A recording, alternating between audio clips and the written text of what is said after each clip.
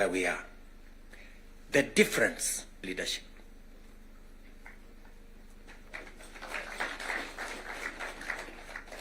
And that is the place, ladies and gentlemen, we occupy today.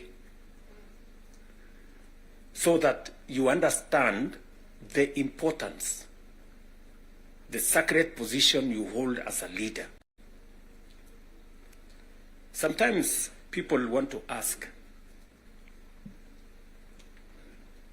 how do people who live in different houses, they have their own lives to pursue, but they wake up one morning on an election day and they go one after the other to 10,000, to 20,000, to 50,000 and elect you? But it is a moment that God has given us as leaders. And therefore, we must do whatever we are doing, knowing very well that we have a heavy, almost sacred responsibility to the people we lead and to the nation of Kenya.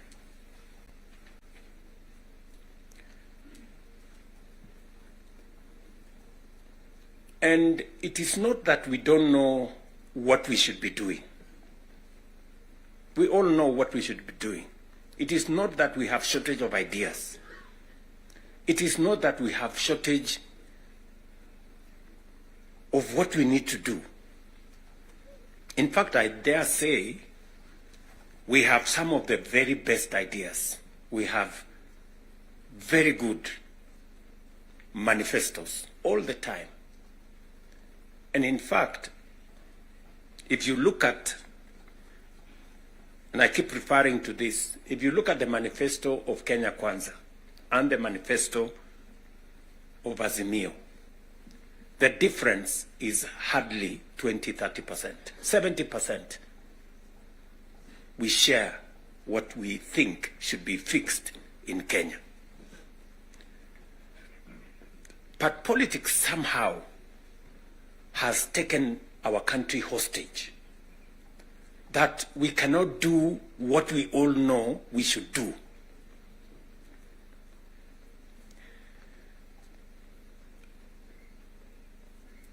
I have said that the difficulties that I face today as a president in Kenya are self-imposed. You know, I imposed on myself all these difficulties. Implementing the new funding model, implementing SHA, implementing housing, doing all those things. If I hadn't done any of those, I would be a very popular person, and but the country would not have moved anywhere.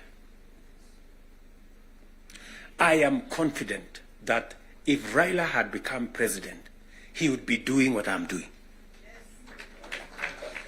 Yes. He would be implementing SHA. He would be implementing housing. He would be doing reform in the education. He would be doing reform in agriculture. I know that for a fact because I have been in his school of leadership. That's the correct position. And he would be as unpopular or as he'd be having the same difficulties that I have today. But these are necessary for Kenya to change. Friends, we cannot change the country otherwise. And that is why he has the courage to stand here and tell you, let us stop the extortion. Yes. Very few leaders can stand here and tell you to stop the extortion that is going on in Parliament. I'm telling you the truth. Very few leaders. Because we like making peace with mediocrity. Oh, and trying to explain things that we shouldn't be explaining. Now let me ask you, friends, we are all friends here. Yeah, we are one team, or so I guess. This fellow who is called chairman of welfare in committees, what is their job? What is their job? Extortion, that's it. And that is what Prime Minister is saying. You know? You know, what is Sokohuru? What is Sokohuru? Tell me, what is, you know Sokohuru?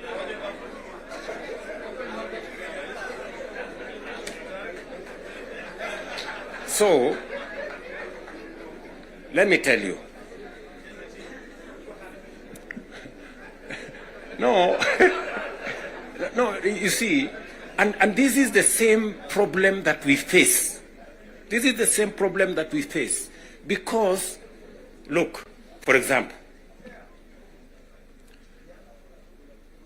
we passed the law that we all know, friends, we all know the problems we go through with fundraisings for people who have hospital bills. All of us. In your phones, you have WhatsApp groups.